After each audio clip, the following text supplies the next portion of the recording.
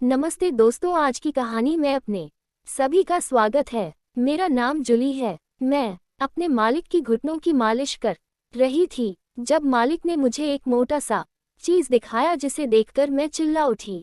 यह उस दिन की बात है जब मैं एक बहुत ही गरीब घर की लड़की थी।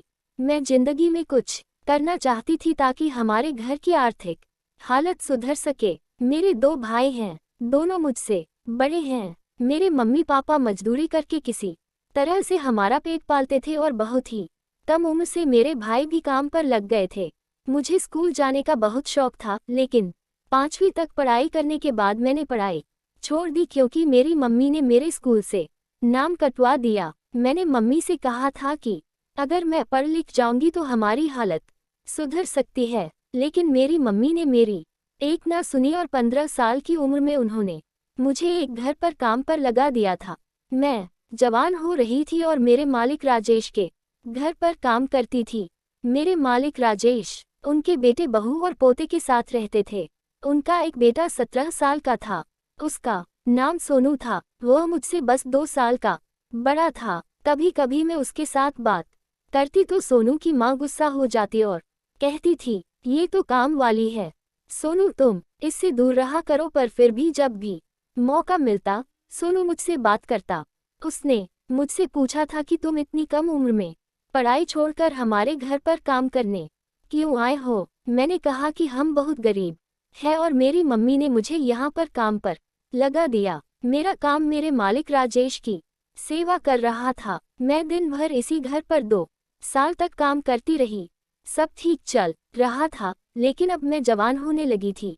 मेरा शरीर दिखाने लगा था और मेरे अंदर जवानी उम्र रही थी। सोनू भी अब बड़ा हो चुका था और जब कभी मौका मिलता तो मुझसे बात करता, लेकिन उसकी माँ को बिल्कुल पसंद नहीं था कि वह मुझसे बात करे। अगर वह देख लेती तो मुझे बहुत डांटती थी। एक दिन मेरे मालिक ने मुझे अपने कमरे में बुलाया और कहा, बेटी मेरी आज बहुत दर्द हो रहा है। उन्होंने मुझे 100 रुपये दिए और कहा कि मेरे घुटनों की अच्छे से मालिश कर दो। ये पैसे हमारे घर के लिए बहुत मायने रखते हैं। मालिक के घर पर रहने के बाद भी मेरी पगार 1000 थी। मैं मालिक की सेवा के साथ साथ घर का छोटा मोटा काम भी कर दिया करती थी, लेकिन आज पहली बार मुझे एक्स्ट्रा पैसा मिला, वरना मेरे पैसे मेरी माँ को ही दिए जाते थे।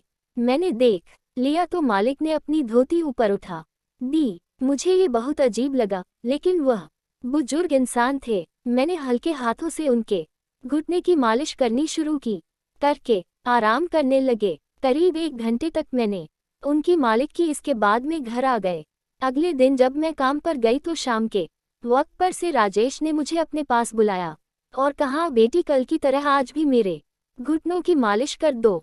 उन्होंने फिर से मुझे 100 रुपये दिए। अब ऐसा रोज रोज होने लगा। रोज मुझे एक्स्ट्रा पैसे देते हो और मुझे ही काम करवाते। लेकिन एक दिन कुछ ऐसा हुआ कि मेरे पैरों तले से जमीन निकल गई। मैं डर के मारे थर थर कांपने लगी और मेरी जान निकल गई। मैंने देखा, मुझे अपनी आंखों पर यकीन नहीं आ रहा था। उस दिन मालिक ने कहा था कि मेरे घुटनों और पैर की अच्छी तरह से मालिश कर दो, लेकिन जब उन्होंने धोती उठाई तो मेरी आंखें फटी रह गई। उन्होंने कच्छा नहीं पहना था और मेरी नज़र एक ऐसी चीज पर पड़ गई। मैं अंदर ही अंदर काफी घबरा गई थी। उन्होंने ऐसी हरकत की क्योंकि वह मुझसे चाहते क्या है। अब मेरे दिमाग में शक घर करने लगा। कोई भी इंसान सिर्फ घुटने की मालिश के लिए इतने पैसे क्यों देगा? जरूर इसमें उनका गलत मकसद छुपा हुआ है। अंकल मेरी तरफ देखने लगे। शायद वह मेरा रिएक्शन नोट कर रहा था। उस वक्त में बहुत ज्यादा घबरा गई थी। मन कर रहा था कि बात है अभी के अभी मानता हूँ, लेकिन मजबूरी में मैंने उस दिन उनके घुटने और पैर की मालिश की। लेकिन उन्होंने अपनी धोती जिस तरह से उठाई हुई थी, मुझे बहुत ही गंदा लग रहा था और वह अजीबोगरीब आवाजें करते रहे। किसी तरह 1 घंटे काटने के बाद मैं पसीने हो गई थी और दौड़ती हुई अपने घर पर चली गई। मैंने अपनी माँ से कहा कि माँ, अब मैं ये काम नहीं करना चाहती। मैं रोने लगी थी। मेरी माँ ने कहा, इस घर में रहना है तो सबको काम करना पड़ेगा। ऐसा नहीं था कि हम बहुत गरीब थे, क्योंकि हम पांचों काम करते थे और हमारे घर पर टीवी पर फ्रिज सब कुछ हमें नीचे थी। हमें जमीन पर नहीं सोना पड़ता था क्योंकि हम पांचों की कमाई को जोड़कर हमारा घर अच्छे से चल जाता था। फिर भी मेरी माँ और पापा का लालच खत्म ही नहीं होता। मैं उन्हें बता नहीं पाई कि आज मेरे साथ क्या हुआ, और अब मैं इस बात से डर कर काम ढूंढने लगी थी। मुझे जो भी काम मिल जाएगा मैं कर लूंगी, लेकिन मैं राजेश के पास अब नहीं जाऊंगी। लेकिन अचानक ही रास्ते में मुझे सोनू मिल गया और उसने मुझसे पूछा, तुम 2 दिनों से काम पर क्यों नहीं आए? मैं पिछले 2 सालों से सोनू को जानती हूँ और उसे अपना अच्छा दोस्त मानती हूँ।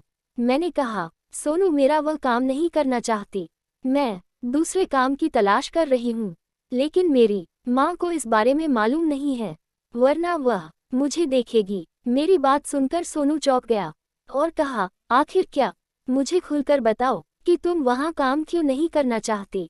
मैंने कहा, तुम्हारे दादाजी का कर। मैं चुप हो गई थी। मैं इससे ज्यादा उसे कुछ नहीं बता सकती क्योंकि मुझे खुद पर ही शर्म आ रही थी। उसने कहा, मेरी दादाजी बूढ़े हो चुके हैं, उनका दिमाग ठीक नहीं है, लेकिन वह दिल के बहुत ही अच्छे हैं। वह बहुत ही नेक दिल है और हर वक्त गरीबों की मदद करने की सोचते हैं। तो हर महीने तुम्हारे नाम पर 4,000 रुपये जोड़ रहे हैं। तुम्हारे 2 साल का 52,000 रुपये अब तक जोड़ चुके हैं।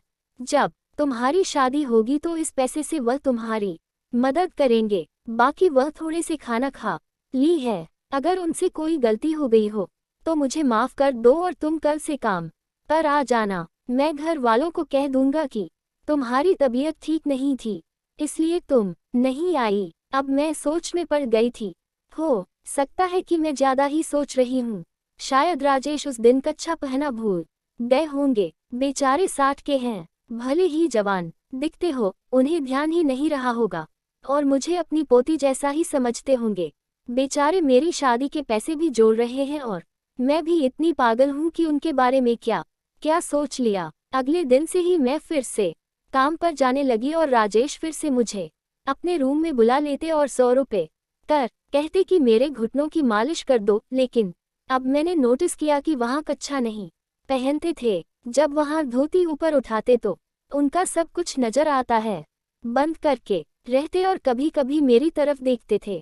मुझे यहाँ काम करने में बिल्कुल भी अच्छा नहीं लगता और बहुत घबराहट होती थी, लेकिन मुझे इस काम के एक्स्ट्रा पैसे मिलते ही थी जो कि मुझे अपनी माँ को भी नहीं देना पड़ता था। तो मैं लालच में आ गई थी।